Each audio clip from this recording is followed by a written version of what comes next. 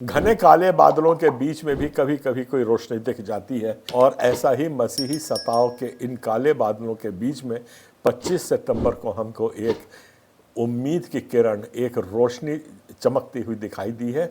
इसके लिए हम अपने पिता परमेश्वर को तो धन्यवाद देते हैं। ये 2023 में जशपुर जिले के ग्राम बालाछार स्कूल दीपा में एक धार्मिक सभा का आयोजन सिस्टर विभा करकेट्टा ने किया था और ये आरोप था कि ये चंगाई सभा है, हीलिंग प्रेयर मीटिंग है और इस हीलिंग प्रेयर मीटिंग में हिंदू धर्म के देवी देवताओं का अपमान हुआ है और लोगों को ईसाई धर्म अपनाने के लिए प्रेरित किया गया है।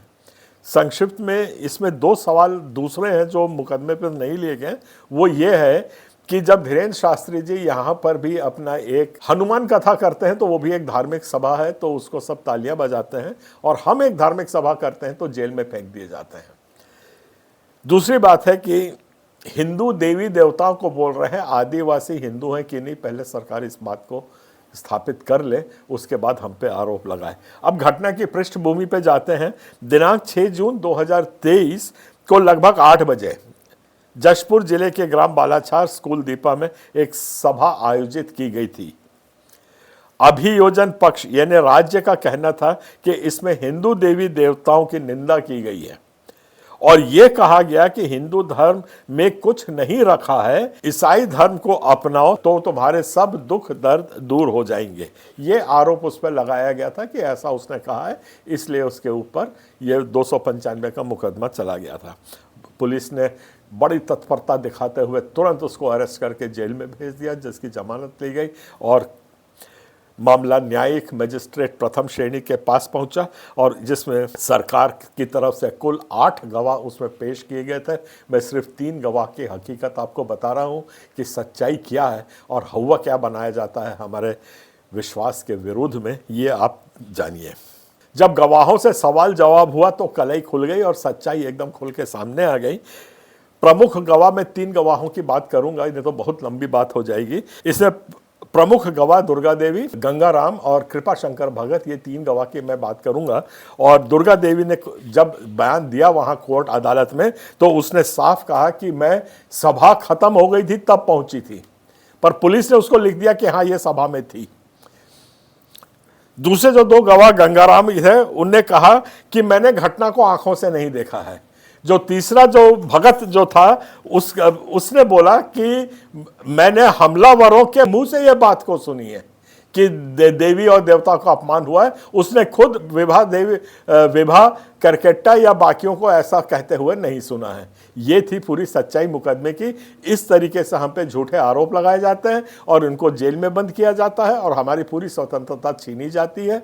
ये न्याय नहीं है। और बाकी सब गवाह ने बोला कि हमको जो बोला था, हमला करने वाले आए, हमको पकड़ के ले गए और हमको लेकर के उनको बोला ऐसा ऐसा बोलना, तो हमने वैसा वैसा बोल दिया।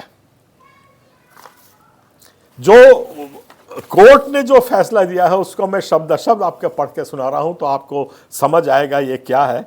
न्यायाधीश श्री कांति कुमार सिंह ने कहा कि धारा 295 क के तहत दोषी ठहराने के लिए यह साबित होना जरूरी है कि किसी व्यक्ति ने जानबूझकर और दुर्भावनापूर्ण इरादे से किसी धर्म या उसके अनुयायियों की धार्मिक भावना को ठेस पहुंचाया है।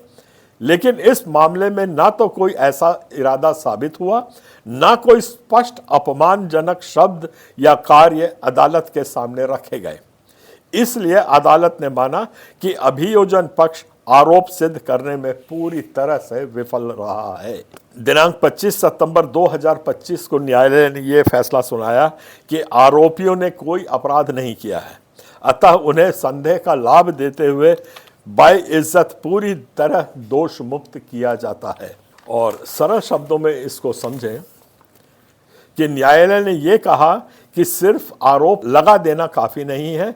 किसी ने धर्मांतरण की बात या चंगाई सभा या इसके मतलब तक को नहीं जाना है और किसी धर्म या देवी देवताओं का अपमान नहीं किया है। अब सवाल ये पैदा होता है कि अगर कोई दूसरी सभा करता है तो उसको आप पूरी अनुमति और सब कुछ देते हैं, सिर्फ हमारे समाज को क्यों अनुमति और ये सब नहीं देते?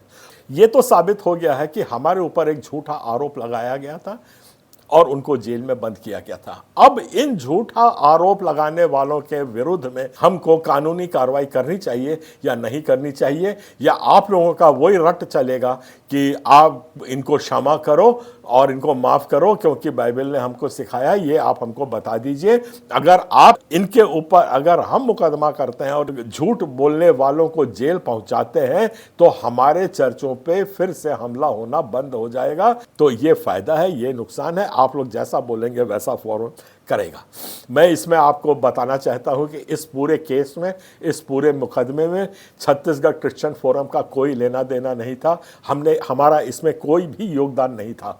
इतना था कि हमको घटना की जानकारी मिली थी, उसको हमने अपने चैनल पे उसको शेयर किया था। उसको शेयर करने से एक महान व्यक्ति मैं कहूँगा वो है एडवोकेट आनंद कुजूर, जो बिलासपुर हाईकोर्ट में प्रैक्टिस करते हैं। जब उनको इसकी जानकारी लगी वो तुरंत सक्रिय हुए।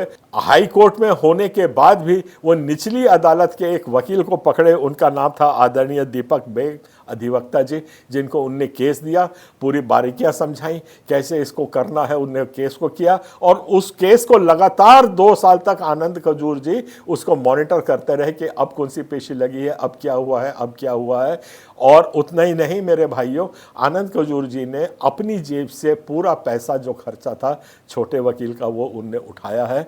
सही में ये एक महानुभव है जो हमारे समाज के लिए काम करते हैं। हमें तकलीफ सिर्फ इतनी है कि हम लोग आपस में ना लड़के ऐसे लोगों को सहयोग और सामर्थ्य देने की कोशिश करें जो आपकी लड़ाई लड़ रहे हैं। आज संगठित होने का समय है कि हम सारे भेदभाव को छोड़ें और हम लोग संगठित होकर के उसके राज्य की स्थापना करें जो ईमानदारी, शांति और प्रेम का है। आप सबको जय मसीह, जय जोहार।